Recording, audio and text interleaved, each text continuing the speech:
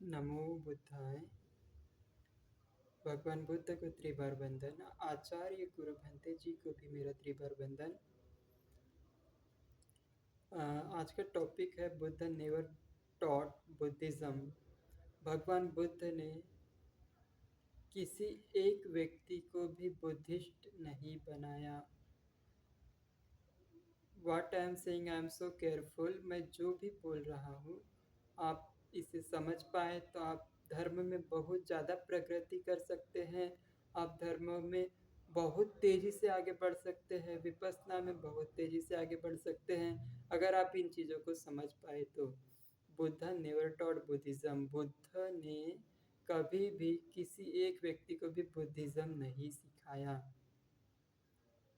आप लोग सोचेंगे भंते जी क्या बोल रहे हैं, तो समझिए कि अपने आप को लोग बुद्धिस्ट बोलते हैं, मैं बौद्ध धर्म को मानने वाला हूँ। तो बुद्ध होता है एक सुपर साइंटिस्ट जो लॉ ऑफ नेचर को खोज निकालता है। जैसे हमने देखा था पटिच्च समुत्पाद, भगवान बुद्ध ने बोला यू पटिच्च समुत्पादं पश्यति सो धम्मं पश्यति, यो धम्मं पश्यति सो पटिच्च समुत्पादं पश्यति। One who seize the Dhamma, who seize the, जो मतलब पटिच्च समुत्पाद को जानता है वो धर्म को जान लेता है, भगवान ने कहा। और जो धर्म को जान लेता है वो पटिच्च समुत्पाद को जान लेते हैं। पटिच्च समुत्पाद मतलब कि लॉ ऑफ नेचर ही है। तो यहाँ पर हम बोलेंगे कि जो व्यक्ति अपने आप को बुद्धिस्ट बोलते हैं, जो बौद्ध धर्म बोलते हैं, वो अगर गुणों को धारण नहीं करेंगे भगवान बुद्ध के, जो बुद्ध में जो गुण होते हैं, जो बुद्ध बन जाता है व्यक्ति, उसके 9 गुण होते हैं जो हम ये उसकी वंदना में बोलते हैं, इति पीसो भगवा अरहं में। उसमें 9 गुण है, हम गूगल पर सर्च करेंगे तो हमें मिलेंगे। और धम्म के भी 6 गुण है। तो भगवान बुद्ध ने ऐसे वर्ड का यूज़ नहीं किया था कि बौद्ध धर्म में बुद्ध धर्म सिखाता ना, बुद्धिज्म इज रॉन्ग। ओके, सो अगला जो है भगवान बुद्ध ने जो सिखाया, जो धर्म का, उन्होंने कहा मैंने धर्म सिखाया, मैंने धम्म सिखाया। और जो उस धम्म को फॉलो करते, जो मार्ग उन्होंने दिया, जो उन्होंने बोला मैं मार्गदाता हूँ, मुक्तिदाता नहीं हूँ, तो उस मार्ग को उन्होंने, जो उस मार्ग पर चलते उनको उन्होंने बुद्धिस्ट नहीं कहा, बौद्ध धर्म मानने वाले नहीं कहा। उन्होंने उन व्यक्तियों को धम्मिको कहा, यानी धार्मिक। धम्मट्ठो कहा, यानी धर्मिष्ठ, जो धर्मिष्ठ हो गए, धर्म को धारण कर लिया। उन्होंने बोला धारेतीति धम्म, जो धारण करता है वही धार्मिक है, बोला वही धर्म है। तो कैसे समझेंगे इसको डिटेल्स में?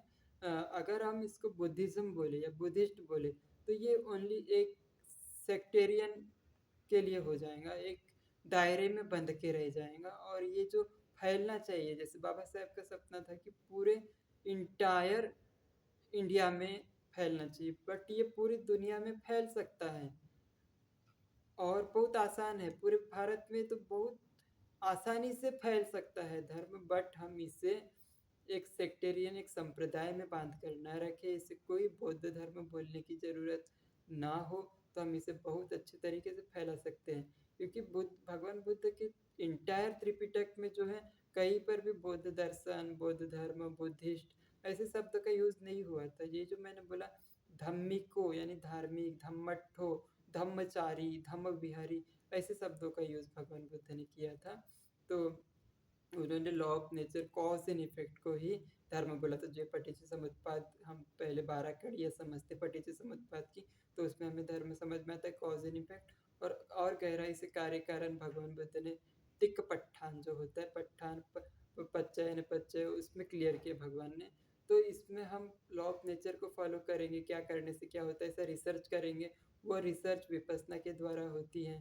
तो भगवान के समय में 500 वर्ष तक तो बुद्धिज्म, बुद्धिस्ट ऐसे शब्द थे ही नहीं। लोगों ने शुरुआत कर दिया, बुद्धिज्म एक संप्रदाय बना दिया। जैसे संप्रदाय बनने लगे धीरे धीरे हिंदुज़्म, जैसे मैंने एक वीडियो बनाया था कि इज्म, कोई इज्म सिखाया ही नहीं भगवान बुद्ध ने। जैसे जैनिज्म, हिंदुज़्म, मुस्लिम, वो सारे एक संप्रदाय है। और भगवान बुद्ध का धर्म ट्रूथ है, law of truth, law of nature, universal law of nature है। ये सारे व्यक्तियों के लिए लागू होता है। जैसे धर्म का गुण, अपने गुणों को, सद्गुणों को बढ़ाना ही धर्म है बोल सकते हैं। बुद्ध के जैसे गुण हमारे अंदर आने लगे तो धर्म है। धम्म के गुण हमारे अंदर आने लगे तो धर्म है, संघ के गुण हमारे अंदर आने लगे तो धर्म है। तो वो गुणों को ही धारण करने भगवान बुद्ध ने बोला धर्म है। और अपने दुर्गुणों को निकाल निकाल कर सद्गुण धारण करना, विकारों को निकालना अपने भीतर से, राग द्वेष मोह, जैसे इति पिसु भगवा बोले भग्ग रागो भग्ग द्वेष भग्ग मोह, ऐसा राग द्वेष मोह को भग्न करने वाला ही बोले मेरा सही माने में शिष्य है, बोले मेरी सही माने में पूजा कर रहा है। जो राग द्वेष मोह को भग्न कर रहा है, जो ध्यान में बैठा है और ध्यान साधना करते करते शील समाधि प्रज्ञा का अभ्यास कर रहा है, वही व्यक्ति सही मायने में धार्मिक है। अन्यथा सारा कर्मकांड, पूजा पाठ, ये सारी उस भगवान बुद्ध के धर्म में मना है। तो आप लोग भी अगर इस सब चीज़ों को फॉलो करते हैं तो आप लोगों को कभी भी श्रोतापत्ति फल नहीं मिलेंगे। जैसे मैंने बोला था, आप विपස්සना कर ले, चाहे कोई भी ध्यान कर ले, चाहे मैत्री ध्यान कर ले, आपको मुक्ति का मार्ग एक लॉ ऑफ नेचर के तौर पर ही मिलेगा। आपको राग द्वेष को खत्म करना ही होगा। ध्यान करते करते कितना क्यों ना द्वेष जाके शरीर के प्रति, कितना क्यों ना आसक्ति रहे, पर उसको खत्म करते करते ही आपको श्रोतापत्ति फल मिलेगा। तो ये भगवान बुद्ध का धर्म का इंट्रोडक्शन जो मैंने आपको देने का प्रयास किया कि ये बेसिक सा डाउट अपने मन से निकाल दे कि हम भगवान बुद्ध की पूजा करके या कोई कर्मकांड करके या मैत्री साधना करके भी हम मुक्त नहीं हो सकते। ऊपर ऊपर से मैत्री बोलने से नहीं होता, वो अंतर मन से जब विकार निकलेंगे तब ऑटोमेटिक मैत्री उमड़ेगी, और मैत्री से मुक्त नहीं हुआ जाता। आपको राग द्वेष मोह को भग्न करना होगा और वो ऑटोमेटिक मैत्री आएंगी।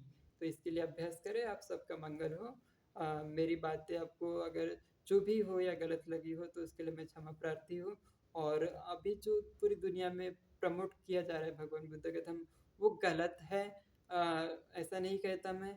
वो इन चीज़ों को शायद बारीकी से नहीं समझ पाए हो या सारे इस चीज़ों को नहीं मानते हो, तो वो विपश्यना से शायद अछूते हैं। कई लोगों को क्या विपश्यना नहीं मिल पाई है, इस कारण से हो सकता है। तो हमें इसको बारीकी से समझ करके आत्मसात करना है। यही कहना चाहेंगे। सबका मंगल हो।